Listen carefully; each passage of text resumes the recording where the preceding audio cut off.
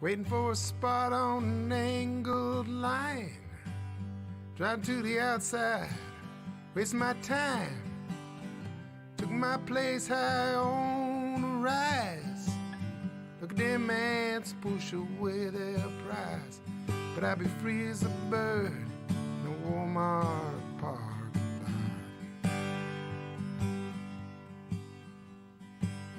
I'm proud to be just who I am. Salute the flag just like Uncle Sam. My Yankee do good without a dime. Work for nothing in their overtime. But I'd be free as a bird in a Walmart parking lot. Payroll deductions, 401k, matching contributions that they never gonna pay. Helping out the needy, helping out the poor. They're working for nothing at that patriotic store. But I'll be free as a bird in a Walmart parking lot. Mega deal, sell a whole lot more. Can I check your bag as you're walking out the door? There's more to plastic than a debit card. A damn good casket when the times get hard. But I'll be free as a bird in a Walmart parking lot. Jobs are scarce, they're hard to find. The kind of job that gives you peace of mind. Mom is gone and Pop's for sure. They went down the road to CEO. I got a plan that won't bring me down.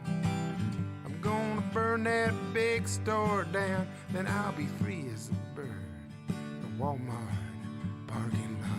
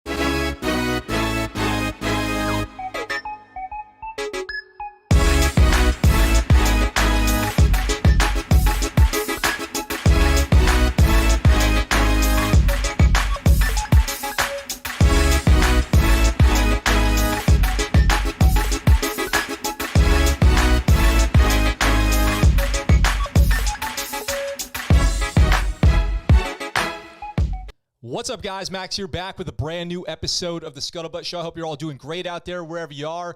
Whatever you're doing, I hope you're having a good one. What's up, Iron Lotus, Eviana, Tiffany, great to see you. DWK Videos in the chat, Mud Rock, John, everybody else is watching and who hasn't had a chance to check in yet. Welcome.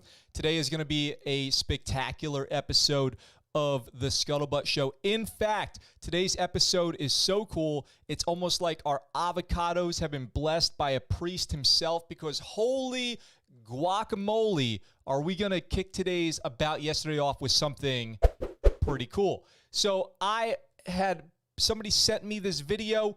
Apparently, that Utah ski resort helicopter crash, the entire thing was captured on video, and we're going to watch that right now. First thing, the whole crash, everything exactly what happened is on camera. So let's go ahead and jump over and actually watch that and react to that and see if we can figure out what happened. This is crazy. So right here, I've got the video pulled up. Let's watch this and see if we can make some sense out of whatever it was that caused those helos to go down over in Utah. Also, can I say one thing really quick before we get started? I can't believe that I didn't think yesterday with 2 helicopters crashed into the snow and no injuries. Perfect opportunity to say, Utah, get me 2. How did I miss that? How did I miss that opportunity? I won't miss it again. Here it is. Utah, give me 2. What if, like, soldiers just run out? It crashed! It crashed! Oh, no. No way, Jeez. dude. It fully just crashed. That was its blade. Whoa. No way, dude. They're running out there. Whoa. Holy sh**. Did both of them hit each other? No, I think the back one fell. Oh my god. The back That's one crashed. insane. No way, dude. Oh. Wow. How, imagine.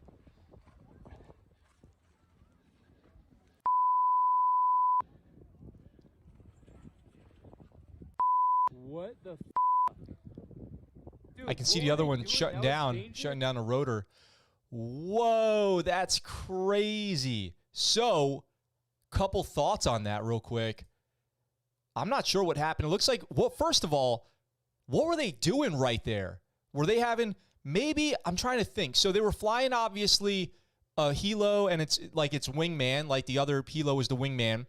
And maybe one of them was having technical issues. Like, there's no way that the Utah National Guard would plan a flight path onto that ski slope like that. There's so many reasons that's probably would never be the case unless they're doing some kind of like air evac, life flight or something like that. There's got to be something else going on here. Like, they would have to have been one of them probably experiencing a technical issue. I'm just guessing here. One of them experiencing a technical issue, goes low down to the ground, somewhere to put it down, safe, as far away from people as possible, because it's so close to people. Somebody could have been right there skiing that way. And then they get down, they created like this cloud of snow, so visibility drops to 0 right there, and then one crashes and starts falling apart. The other one looks like it landed and then shut down. That's what I'm thinking at this point after seeing that. So with ski lifts right there, people going up the chairlift, there's no way that they would just plan to go be doing touch and goes right there. No way. No chance. That's insanely dangerous. And then I got to say, shout out to the people who ran into a cloud of snow, 0 visibility to go try to help. That's pretty brave of those people. I don't know if they knew how dangerous that was, but they could have ran right into the rotor blades of that other aircraft and gotten killed. So, whoa. That whole thing is pretty crazy. That's a lot crazier than I thought it was going to be. I thought that was going to be much more separated, much further away from where the people were at. That was right there, right on the run. They crashed on a ski run. Whoa, crazy. Pretty crazy. All right, so that video is up. There's other versions of it. There's versions that start earlier and end earlier, and that one started right at the crash and then goes on a little bit so you can kind of see after the cloud of smoke clears. So you guys can go check out other versions of that online, but that was absolutely nuts. What do you guys think? Do you think that what I'm saying makes some sense? Is that what you guys feel too? Like they were never supposed to be there in the first place? That's what I think. I don't think they were ever supposed to be there in the first place, but you tell me what you think in the comments down below. So we've got Sam in the chat, Mudrock in the chat, MC, what's up? Great to see you, everybody. Nuggets in the house. Justin in the house, a lot of Marines out there in the chat, and this next story is for the Marine Corps. We actually have a few stories for the Marine Corps today, but before we get to just trashing the Marine Corps for some stuff that's going on, let's start with something good. Marine Corps welcomes its newest mascot. They've retired Lance Corporal Chesty the 15th, and the 16th is in. Long live Chesty the 16th. Chesty the 16th is reporting for official Marine Corps mascot duty as Lance Corporal Chesty the 15th retires. Look at that prestige. Look at that. Just badassery right there. He is the 16th in the line of English Bulldogs to serve in this capacity since World War I, when Marines became known as Devil Dogs. The English Bulldog is a loyal, tenacious, and faithful breed, making it the perfect mascot for the Marine Corps. Named for Lieutenant General Louis Chesty Puller, the most decorated Marine in history, this canine breed serves as Marine mascots since July 1957. There have been 15 to carry on the legendary Marines moniker. Recruiting the 16th recently began training to replace the retiring recruit.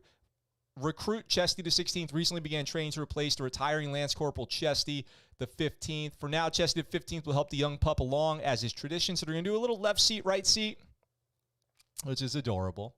I hope that they maybe they'll have like an honorary tug of war with like a toy, and then the 15th will relinquish the toy to the 16th and make him the official dog mascot. For now, the 15th will help the young pup as his tradition. He has been serving in the role since 2018. We actually covered on the Scuttlebutt show when Chesty the 15th came into presiding over the throne, and we will cover when the 16th turns over to the 17th. I hope he enjoys his retirement. Shout out to Chesty the 15th, the Marine Corps mascot from 2018 to 2022. 4-year orders, you guys. 4-year orders. I guess it's C duty, but not SEA. It's the letter C for chewing duty. That's it. Oh, man. What am I doing? So that's the first story of today. I hope you guys are enjoying your week so far. I know that it's hump day out there in the United States of America, but it's Thursday out here. And because it's Thursday, that means, in fact, tomorrow in Okinawa is Friday. That's how it works every week. And so we have Rob Sweetman on the show tomorrow to talk about sleep, to do some breathing exercises. We're going to catch up with one of our favorite and probably most frequently recurring guests on the Scuttlebutt show here to catch up with Exist Tribe. It's been 3 months since we've had him on the show, so it will be a pleasure to catch up with what he's got going on. It's going to be awesome. Sam says, rah, rah, rah. Is that how you, like a cheerleader? Rah, I'm sure that's how you meant it. Sir Nugget says, oh, what a cutie. Tiffany says hi to Sam. MC says, thanks for the love, people. Happy to see y'all. Best YouTube community. Thank you so much. That looks like the Yale Bulldog. John says, Justin says, I think those ski resorts are in protected airspace like wilderness or national parks, so it would have to be an emergency or medevac. Yeah, that's what I think too, Justin. Thank you for adding that context to it also, because that's what I think. I don't think those helos probably ever intended to be in that airspace. I bet one of them, the one that ended up crashing on its side and getting totally wrecked, was likely experiencing some kind of issue that caused them to go down towards the deck and then try to troubleshoot from a low altitude when they eventually just did crash. I don't know if maybe they lost lift, whatever the issue was at that altitude over that terrain, but maybe the visibility was so bad that they got vertigo or something, which I know Justin could probably comment on there too. Let's see. Sea duty, brutal stuff, Sam says. Yeah, thanks. More of that. You know, I got that all day, you guys. I got that. I got jokes like that all day. Sea duty. That's pretty good. Maybe the Marine Corps will adopt that as their thing. I said this morning, wait, what am I doing this morning? Yeah, it's this morning for me. It's this evening for you. I said this morning when we started that this episode was going to be holy guacamole, and this next story is exactly that. Oh, man, I hope they don't try to cancel me for this one. Lawsuit over Bible display at VA hospital dismissed. Finally, if you guys remember this story, we've been talking about it for a while. Separate Palmia display proposed. So reasonable heads prevail, and Mikey Weinstein from the Military Religious Freedom Foundation is probably going to try to cancel me again with his army of religious crusaders coming to my YouTube channel. So we had covered, I put this story up as an individual video. I was in my full kitted out, insane veteran persona, came on here to say, can we all just get along and not attack the Palmia table? Can the Palmia table not get attacked, please? Can we not sue the military over the prisoner of war missing in action table? And I said that, and I said it with some flair. And the guy in charge of this whole program, Mikey Weinstein, he sent a brigade of trolls after me on my video to like threaten to off me. You know how like the religious crusaders are. You know the good Christians out there who decided to threaten my life over my comments on their lawsuit to erase the Bible from history. And I'm not even religious. I don't even have a position on this, except for the fact that I've never been offended. I've never taken the Bible existing on the Pal Mia table as an affront to my civility, as a attack on my religious freedom. Come on. But some people do, because some people have to have a problem. What did I say in that video? I said, some people, no matter how bad things are, they're okay. And some people, no matter how okay things are, they're bad. So that's what I said. They did not like that very much. But it says here from Concord, New Hampshire, a judge on Wednesday granted the dismissal of a lawsuit over a Bible displayed on a table at a New Hampshire Veterans Hospital after the plaintiff's lawyer proposed a separate display.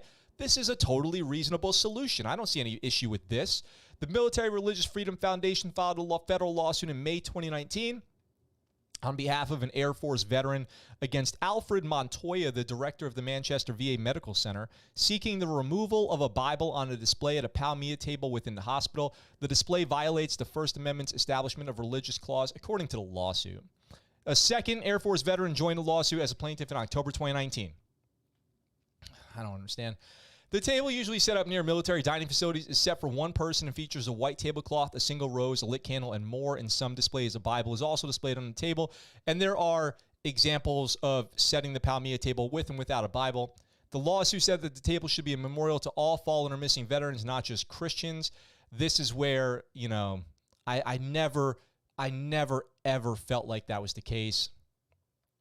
Military chaplains offer non-denominational services regardless of their preferred faith. I mean, the issue is complex. I know people feel very sensitive, very strongly about it, but goodness gracious, can we not go after something so good in intent as the Palmia table? Can we leave something like that alone, for crying out loud? The veteran had suggested a table should be a memorial to all. I totally started to read in the wrong spot. The veterans had suggested replacing the Bible with a book of faith containing the writings and prayers from 7 religious groups. I'll get to what I think is the problem with that in a second. Government lawyers argued the lawsuit should be dismissed, saying some of the allegations were vague and undefined, and that the lead plaintiff acknowledged he was not offended by the display. The matter went to mediation. The lead plaintiff admits he was not offended. Oh man, this is so silly. Now, let me talk about what I think is the primary problem with this generic book of faith. I mean, because right away, I could just say one thing, defeat the whole idea, right? Well, who picks what passages go in it? Right there, your whole argument just collapses. If you try to imagine here, and you know what they would want too, right?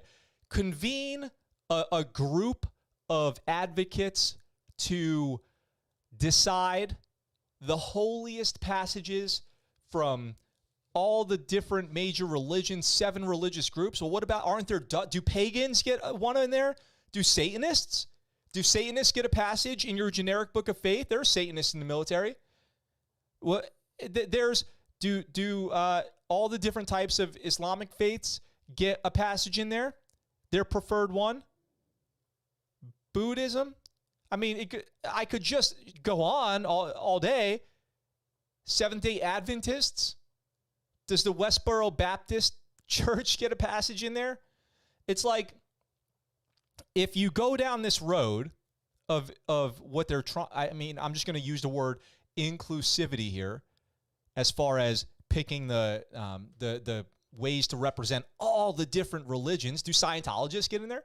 Then you go, it becomes so much worse, in my opinion. It becomes so much worse.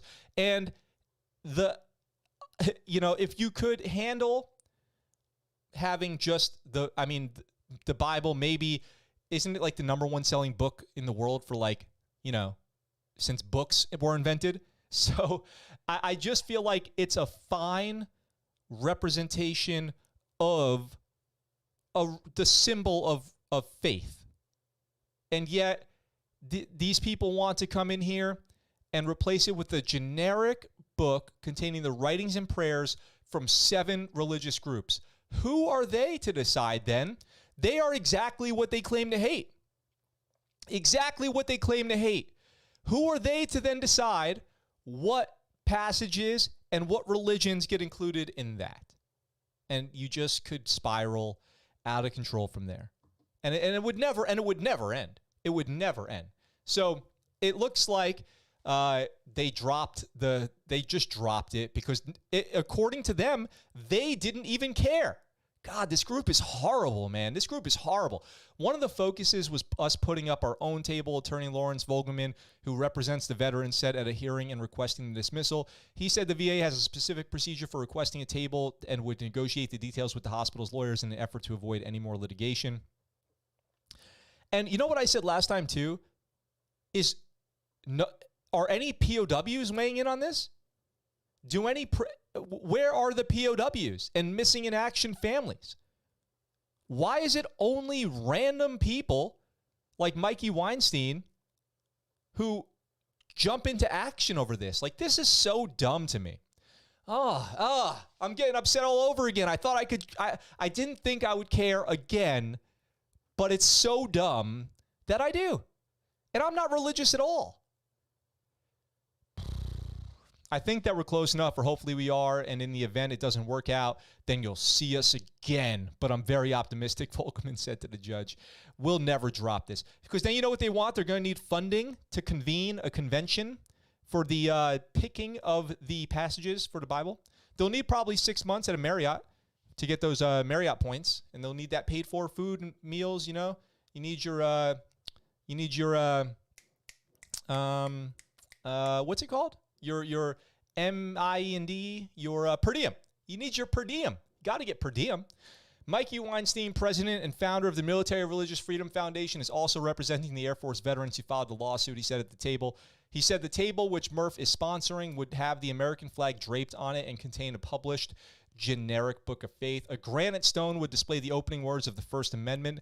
Congress shall make no law respecting an establishment of religion or prohibiting the free exercise thereof. We want them to honor them all. An attorney representing the hospital director did not object to the voluntary dismissal request and agreed it would be fine for the veterans to use the hospital procedure for the display of the table. U.S. District Judge Paul Barbadoro approved of the idea and noted that it doesn't involve any necessary change to the current missing man table. Great. Barbadoro told Vogelman that from the beginning, I've had some confusion about exactly how to conceptualize your claim. He said he thought it would be better poised for resolution if it were a restricted or limited public forum case rather than a government speech case. Weinstein said Murph is now waiting to see if the VA will approve and display its proposed table. If not, the group plans to swiftly refile its lawsuit. So the Murph, which is just they're grifters going from unit to unit, anywhere that they can find a problem. They wake up that morning, they walk out their front door, and they seek out reasons to be offended so that they can establish a purpose for their lives. It's really sad to see. Anyway, I'm going to leave it at that. Good luck out there to everyone who gets attacked, including myself, by religious fanatics like Murph over things that they just cannot seem to let people live their lives how they see fit. They have to jump in and file a lawsuit about freedom of speech. And then they want to be the ones to determine what is acceptable religions and religious passages to include on the table.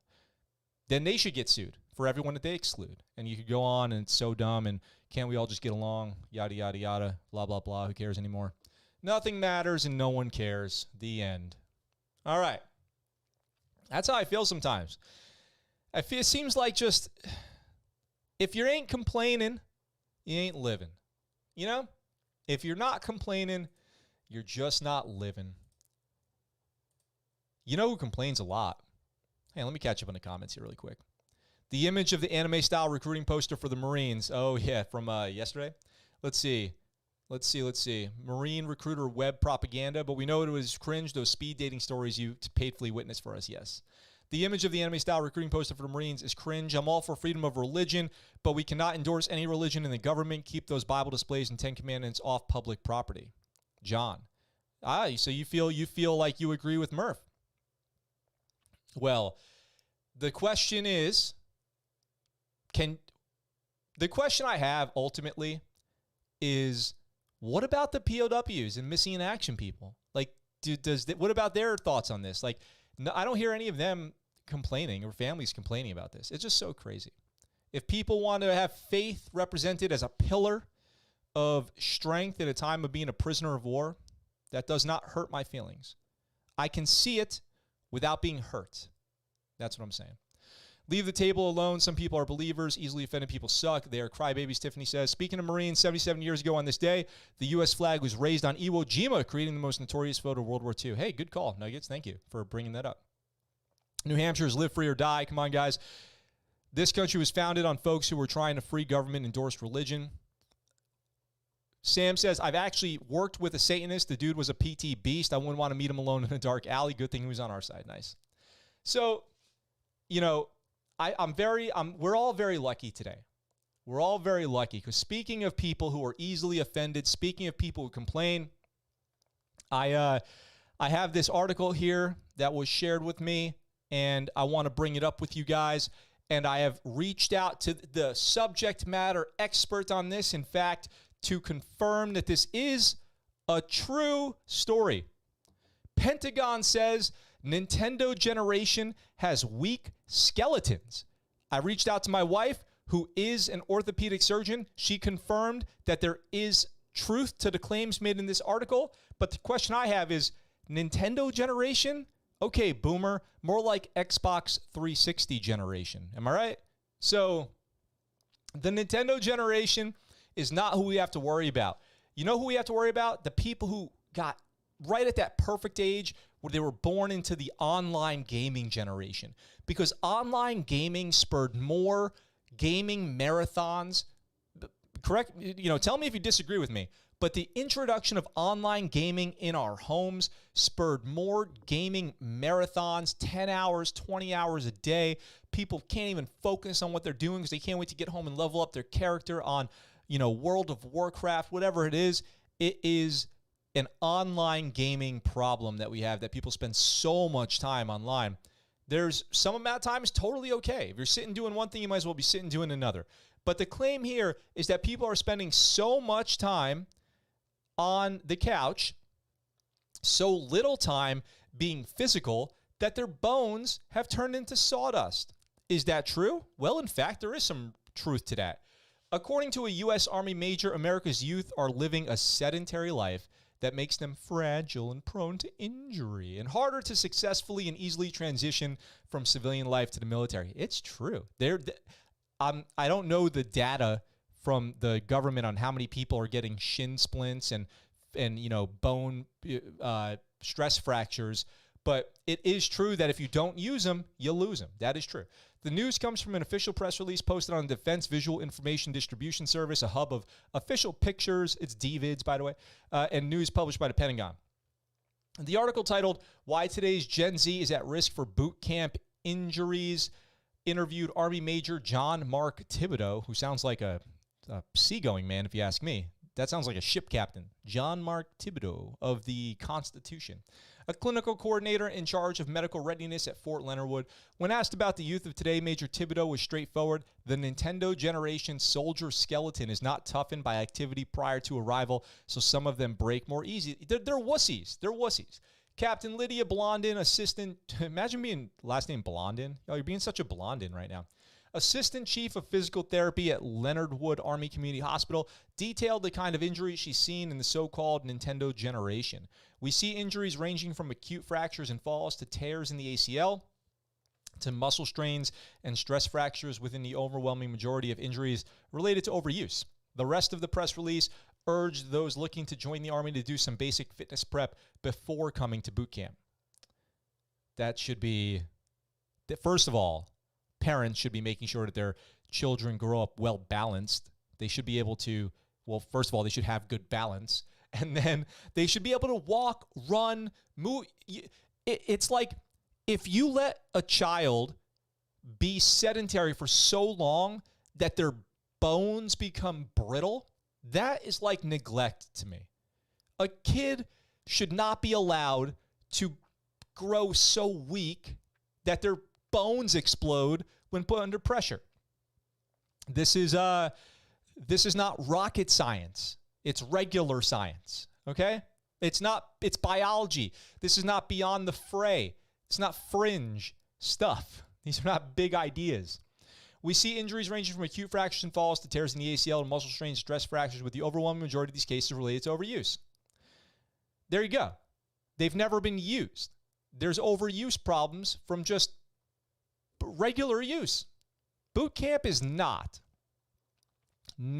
It's difficult, but if you've ever played sports at a middle school, high school level, it's like you do a very, moderate in boot camp, a moderate amount of physical activity.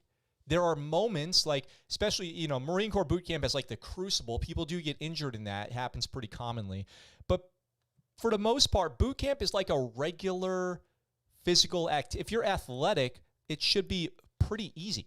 Injuries in basic training are nothing new, and neither is the Pentagon or the U.S. government shaming children into eating less and exercising more. You should shame people into eating less and exercising more. I mean, no kid is happy being morbidly obese. I'll tell you that. It's neglect. Nintendo generation is the new spin on soft American, but it's also outdated. The generation of kids whose parents thought Nintendo was a stand-in for all video games, or Generation X and millennials back in the days, the Nintendo Entertainment System and Super Nintendo Entertainment System dominated pop culture. Major Thibodeau was still thinking of them as the Nintendo generation. They probably think it's really embarrassing for him. It's cringe, as they would say. I agree. Not everyone in the military thinks the younger generation is soft. Retired Navy Admiral William McRaven, former head of Special Operations Command, once said that anyone calling millennials soft had never seen them in a firefight in Afghanistan. I mean, there are definitely athletes out there. I see, it's funny. I see military teenagers in school at the gym here in Kadena, and some of them are jacked. Like more fit than anyone ever was in my school. I think that probably helps by the fact that they have access to fitness equipment and gyms, and their parents in the military educated on fitness and all this stuff. Major Thibodeau's problems with the Nintendo generation, the Pentagon has been actively courting them over the past few years by dropping millions on schemes to make Navy sailors and Army soldiers into esports stars on Twitch. That's true. The Nintendo generation didn't care for it much. They're smarter than the average bear. Millennials are also smarter. But you got to balance it out. You got to be a balanced person, in my opinion. You got to, if you're going to sit on and play video games for 3 hours, you got to go exercise for an hour or something like that. Like, you got to earn it. It's just better It's just better. It's just a better way to do it. You got to earn it. You got to balance out your life. You got to, if you're going to play Magic the Gathering for 3 hours, all good. If you want to play Dungeons and Dragons, that's great. I'm glad you have that creative spirit. It doesn't mean you can't play basketball. Like, I don't know how those things became so segregated. Where's the balance? Where's the mix up? The social, mixing. Got to get more of that.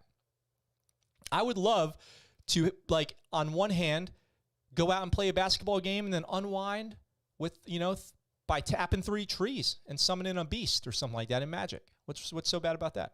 Come on. What's going on in the comments here? What's up, Regal in the chat? Gamer, rise up. Boomer, does that make me a Nintendo generation? Sam says, yeah, exactly. I definitely agree with you, Max. Tiffany says, thank you. I don't even remember what that's in reference to, but I appreciate that. No, it started with Pong, Harry Lime says. Maybe. Let the kids break a bone or two. Good experience under the belt. Well, it's never good to break a bone. But if you are going to break one, the younger the better. What I've been told is children's bones are super resilient. You can break a bone as a kid, and normally they don't even do anything. It just grows back. I worked with a guy who would legit skip work to play WoW and sell characters and stuff. Yeah, that was the whole thing. I remember people selling characters. Inactivity, your brain may be good, but the bones are weak. Yes. The spirit, the what is it? Never mind. The flesh is willing or something like that. What am I saying? Somebody quote me in the chat. Too many people going vegan and growing up playing video games. I think vegan's okay. I invite anyone to carry 150 pounds for 8 miles and then tell me if you break anything, but I know I'm missing the point. Cursey, Minecraft, WoW, Roblox, and Asteroids. Let's see. That's Asteroids is a throwback. Call of Duty, Battlefield, Halo, and Fortnite. Balance is key. I agree with you, Max. Thank you, Tiffany. Balance is key. If Goggins can go through Hell Week, so can you. It's weird. Growing up, I played many sports and rode my bike around. We made fun of gamers. Now gamers make fun of athletes. Got to get up at 2 in the morning, eat a healthy breakfast of water. Yeah. This is not advice, but I try to drink like a gallon of water a day. I drink a ton of water. I drink water using my big water bottle here. It's linked in the description. It's my favorite water bottle. It's not something I'm selling. It's just off Amazon. Amazon Basics water bottle. Best water bottle I've ever had, by far. You guys can go check that out if you want to. I also sell water bottle on my website, scuttlebuttshow.com. Go check it out. You can go buy merch over there, Scuttlebutt Show merch, support the channel, like this Okinawa t-shirt, because we're going to be talking about Okinawa here in a minute.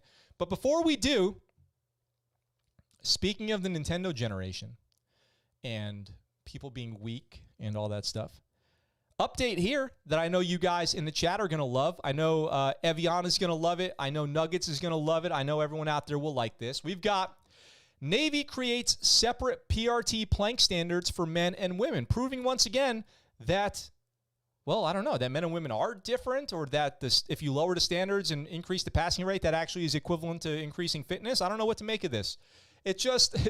Everything's dumb today. I guess, I don't know.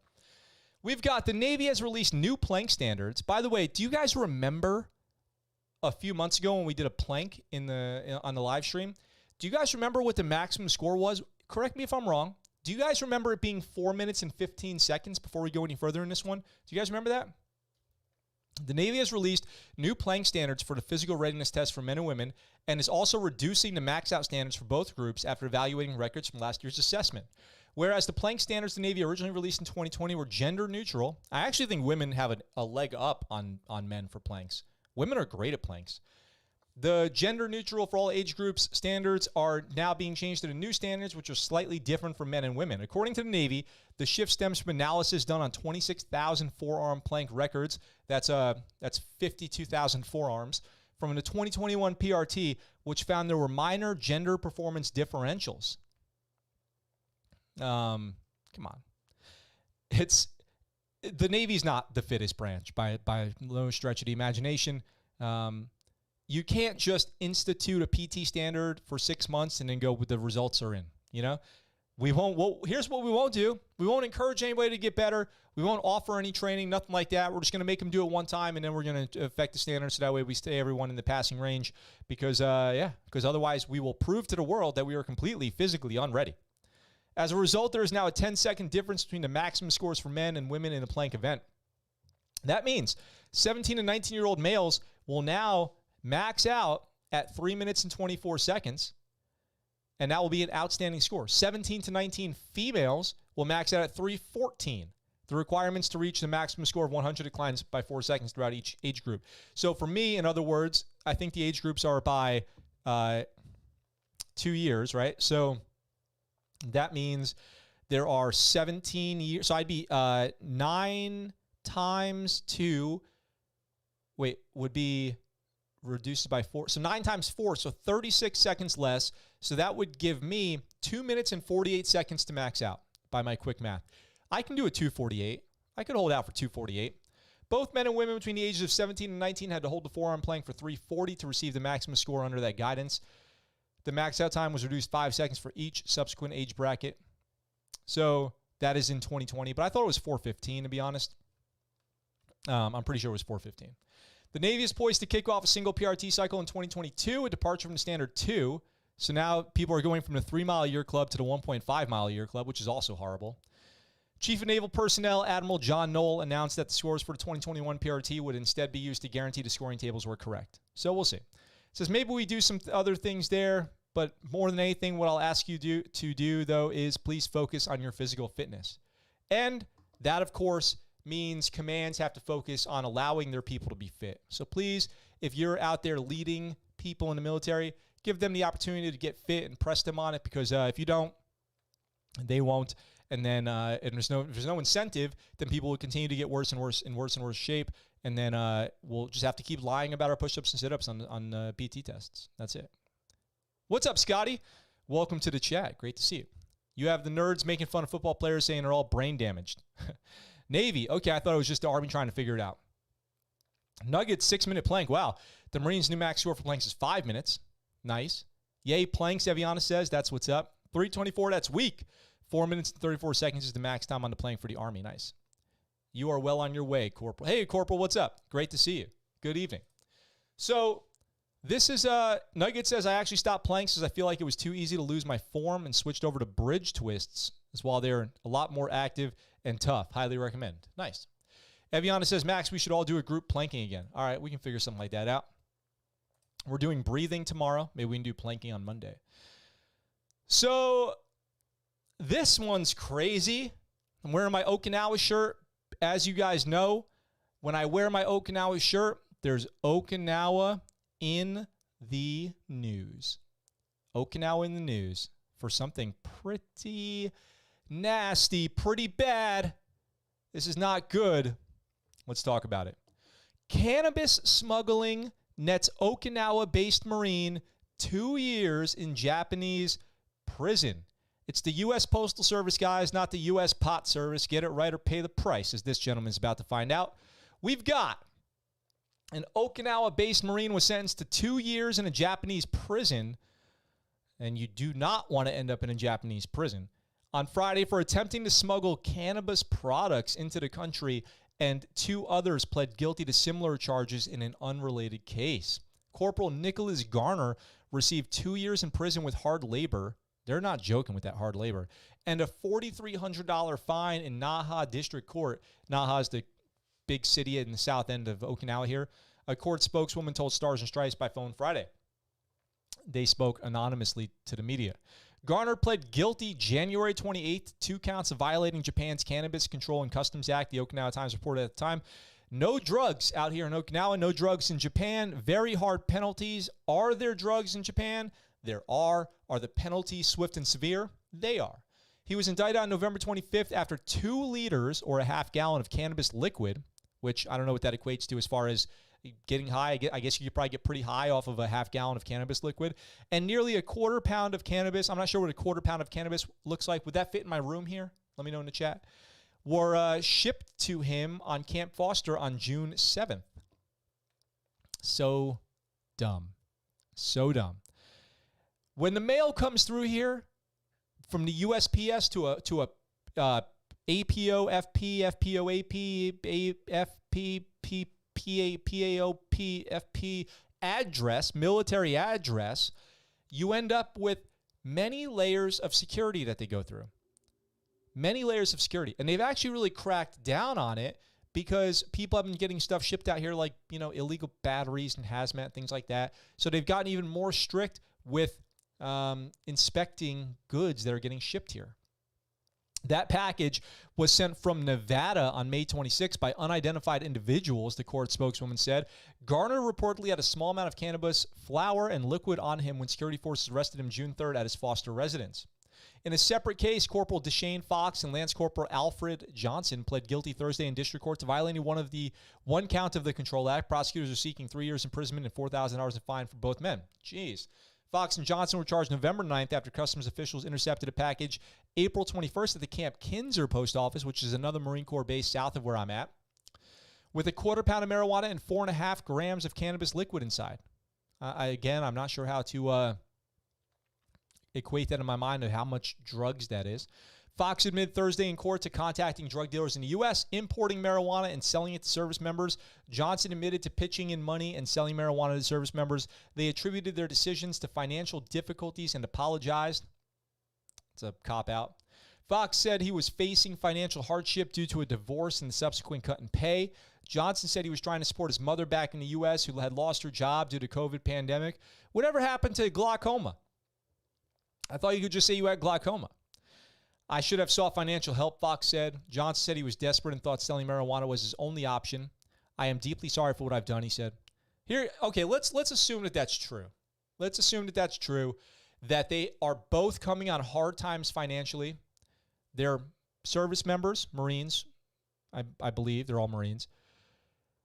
You're faced with a decision. You know that the moment for you is approaching.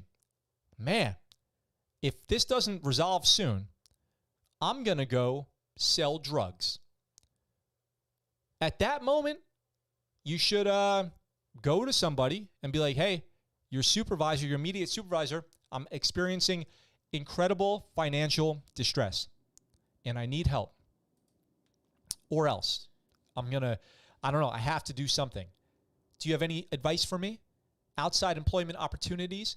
Navy Marine Corps Relief Society, taking out a loan, as tough as that might be to do, indebting yourself, if it's severe enough, just do something before you go just completely ignorantly have drugs mail ordered over to Japan, where then you, if you thought you were struggling financially before, well, going to prison for several years, being a felon, a dishonorable discharge, and incurring fines is going to make you way more financially worse off than you were just when you needed some cash to support your family or recover from a divorce.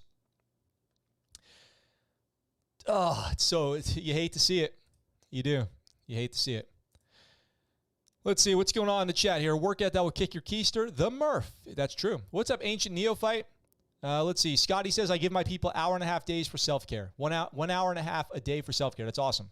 Does the Navy have a problem with sailors busting tape? Yes, they do. Let's see. Marines must love the Kush. Oh, yeah. I'm down for planking, Tiffany says. Buford says, that's a shame. All that over weed, yet alcohol is way worse. Japan don't like that lettuce. I'm going to smoke to that story, Corporal says. Yep. The devil's lettuce. Oh, crap, Max, don't open that package I sent. Harry Line Pie says. Well, as a civilian, my punishment would be, well, if I don't know about it, you know, if I'm pleading the fifth there or whatever, ignorance. Ignorance is no excuse from the law. I think a pound is about the size of a brick. I could be wrong, so a quarter pound isn't that much, Buford says. Nice. Let's see. Personal use. I like weed, Buford says. If this doesn't resolve soon, I'm going to sell drugs. I heard that a little out of context, Sir Nugget says. Yes, absolutely. 1 pound, 16 ounces, 1/8 ounce equals 3.5 grams. Yeah, but what is that in, like, how big of a brick of weed is that? All right, guys. Let's get into our last story of today, which is just my own, a hot take from me, if you will. We're going to react to an Air Force video. I saw an Air Force video come out today, and I was like, okay, I'm putting things together in my head here. So you guys know, or you might know, the YouTube channel Jameson's Travels. The host here is a prior Marine, and he just sits here, and he's pretty, I would call him old school. He's the opposite of like a woke person. Just imagine whatever the opposite of woke is, that's him. And that's fine. I don't say that as a critique.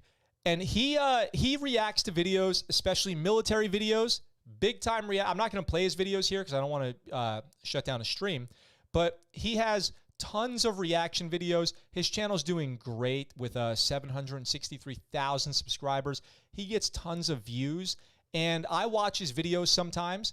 And a video from him was recommended to me, and it was called, "This New Air Force Ad is So Toxic, Recruits Get $50,000 to Enlist. Marine Reacts." It's a video for Air Force Special Warfare. And in this video, he reacts, and his chief complaint here is that, let's see if I can get to it, is that the host of the video, Major Emily Greaser, is, well, you might just say not the spitting image of special forces. Like, this person is not somebody you see and you think, hell yeah, let's go. Let's go to battle, right? And she's narrating in a very boring way this video about why you should go special forces. And Jameson reacts here and gives his thoughts on it, which are, like I said, just you can probably imagine the opposite of woke, basically. But he makes this video, and it gets, and by the way, this is from February 19th of this year, so just like less than a week ago. It gets 185,000 views in just a few days. 185,000 views in just a few days. And then, and this is where it gets interesting, the Air Force releases a newer Air Force Special Forces recruiting video. They come out with a brand new one, and it's different. It's just different. So let's react. Here's my question to you guys. Did Jameson's Travels make the Air Force release a new video because they didn't want to seem too soft? They didn't want to seem soft. They're special forces. They want to recruit good candidates. Did they release this video in response to Jameson's video? Let's react to Air Force Special Forces recruiting video that the Air Force just posted on their channel. Got it right here. Let's do it. Special warfare is a special branch of the Department of Defense as well as the Air Force in its entirety. We are the kind of people and airmen that they send out to do those special missions that nobody may be able to do or be willing to do. That's what Special Warfare does. They bring a different type of capability using all the spectrums of warfare to the fight. The 4 jobs that we have that compile Special Warfare are combat control, pararescue, TACP, and SR. So the Air Force Special Operations, AFSOC, they're awesome. Those dudes are awesome. PJs are like, if you are in trouble, you want PJs coming to save you. If you have a CCT on the ground, those guys are absolute professionals. They are badass. They are tough, lethal, everything. TACPs are like different kinds of CCTs and an SR. I actually don't know that much about SR, but it looks like a cool job that it has its, I'm surprised it has its own specialty. Usually SR is a component of another group, like it's a skill set of another group, but it's cool that Air Force has their own special reconnaissance. You see them out there with a camera. It's funny because, like, let's say you're a recon Marine or something like that. One of the skills you learn is actually like digital photography. So that way you can go out and, although I think that camera needs a ghillie suit, don't you think? Like, don't you need to put some like brush on that camera? Usually you don't want to wear black to blend in. Black does not blend in. The role of a special reconnaissance operator is to answer intelligence and information requirements for the Air Force. Things like electronic warfare, cyber warfare, and being able to insert and act as a ISR, which is intelligence, surveillance, reconnaissance. See that little baby drone this dude had? Those little, that little quadcopter thing? That's pretty cool. I mean, that's cool. That's fine. But, damn, that thing's tiny. You know, that thing can't fly too long. That looks like a little DJI drone or something like that. It looks like just an off-the-shelf. I don't know what that one is. The smallest drone that I've ever flown, I could barely see it when it was in my hand. It was like this insanely small, I mean, it was like the size of a mosquito. It was like the size of a large mosquito. It was like a helicopter, and it had a front-facing camera, a down-facing camera, side-facing camera. Flew for a few minutes. It was basically like, you know, pop up, look what's going on immediately around you, come back down. It was hovering right in front of my face. I couldn't see it. It was insane. So this guy looks like he's laying down in the brush. He's got some BCGs, or what you would call boot camp glasses, or what you might call birth control glasses. And he looks like he's fresh out of boot camp in Full Metal Jacket, and he's launching a little high-speed drone, which is kind of neat. Being able to insert and act as a ISR, which is intelligence, surveillance, reconnaissance asset on the ground instead of in the air. Pararescue is basically the ground support for the Air Force that helps the air power do their jobs. So if we have a helicopter that goes down, a Humvee that gets rolled over, we have somebody stuck on a mountain, hurricane rescues, anything like that, we are like basically the contingency plan. Anywhere in the world we can save somebody. Those guys are the best. PJs, that's what a cool job. Air Force PJ, if you go out there and join the Air Force and become a PJ, respect to you. That's totally badass and awesome. You're a rock star. Controllers are special tactics operators who expertly employ into amphibious and non-amphibious environments. They're able to land an airstrip, survey it, simultaneously be conducting close air support, bringing in special operations, as well as massive contingency and coalition forces onto a battlefield. Sending one combat controller into a airspace can change the entire theater and the country's landscape itself. That's true. So what CCTs do is their mission is like airfield runway seizure and development. So they can create a runway, an improvised runway, or they can take over a runway. They have not all the same training, but like the same skills as, like, let's say a Navy SEAL. They have dive, jump, land, everything.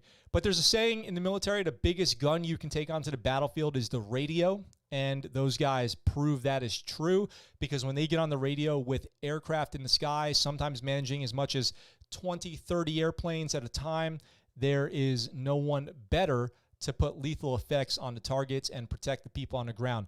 One CCT can absolutely make or break a ground battle, especially when you're considering that CCT is commonly deployed with Green Berets, who are already a small contingent of people who rely a lot of times on local militias and forces that are created to, turn the tide of a battle against a larger scale enemy.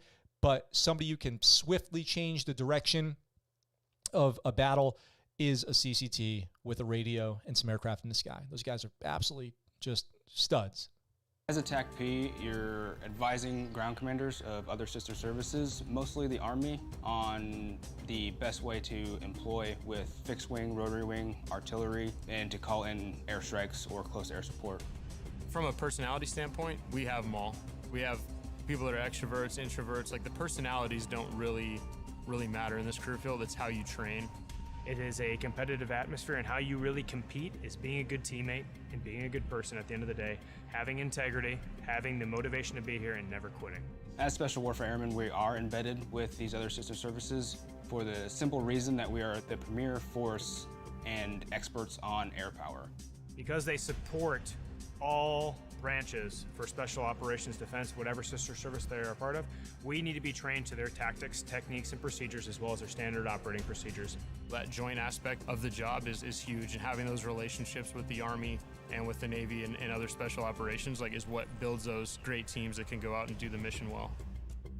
So this is a pretty cool recruiting video. One thing that's funny about seeing all the Air Force guys on there, E6s, E7s, a Master Sergeant in the Air Force is an E7. You've got my buddy who was an Air Force CCT who I was deployed with in Afghanistan. He used to be like the face of a lot of these Air Force Special Forces recruiting commercials, or there was like a video about could you pass CCT selection, and he was one of the lead instructors on there, and he always used to get made fun of for being like in so many YouTube videos. So it's always like a catch-22 if you're in the military and you end up in one of these recruiting videos. It's like both good and bad for you. But this is definitely a more job intensive, physically intensive, career oriented, and definitely more masculine video than the last one that Jameson reacted to. While it is hard, it is rewarding at the same time, because you get to be a part of a community that a lot of people can't say they would be able to accomplish. You're doing something that 1% of the 1% are doing. If you have a very good reason why you want to be a special operator, nothing will stop you. The best part about it is that once you are here at Special Warfare, we give you the tools to succeed. It's really up to you to rise to the challenge.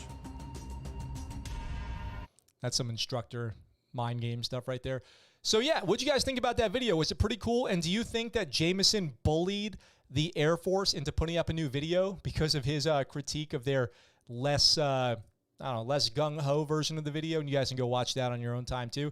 What did you guys think of it? Did you guys like that video? Do you feel motivated to go join Air Force Special Forces after watching it? They do have it made. Did you guys see them carrying that? It was like a CrossFit style worm component for their like PT march. Only the Air Force would have gear like that made by like Rogue in their selection process. That's so Air Force of them to do. What a nice facility that they have. Pool's probably heated, the whole deal. So that's going to wrap it up for today's stories. And let me know what you guys think about that video down below. Let me say what's up to everybody in the chat really quick.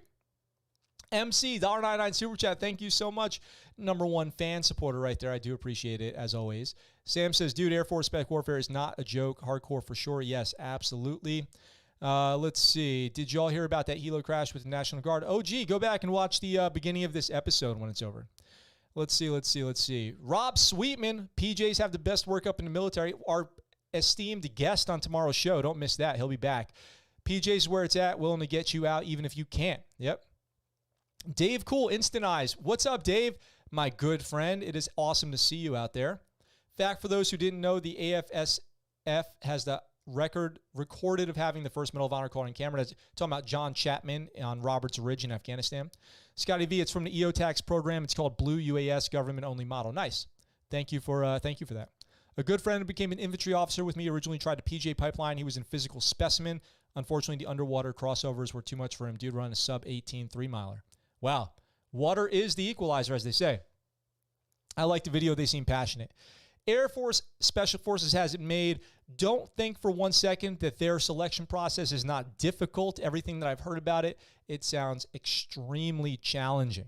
Tons of people wash out of that program. It sounds very, very difficult. So guys, as we've been talking about all week, tomorrow's episode is Rob Sweetman from Exist Tribe. Get ready. We're going to be doing some interactive breathing exercises and more, talking about sleep, talking about their business and everything like that. It's going to be awesome. It's been far too long since we've had him on the show, so we got to catch up with him. Thank you for joining me on every episode this week so far. It's been a really fun week. 300 episodes yesterday, hit 7,000 subscribers this week, the whole deal. Thank you guys, as always, for being the greatest community on YouTube. I mean, I just cannot get enough. I love it. Love you all out there. I look forward to talking to you all very soon. For now, that's the Scuttlebutt. What you just said is one of the most insanely idiotic things I have ever heard. At no point in your rambling, incoherent response were you even close to anything that could be considered a rational thought. Everyone in this room is now dumber for having listened to it. I award you no points, and may God have mercy on your soul.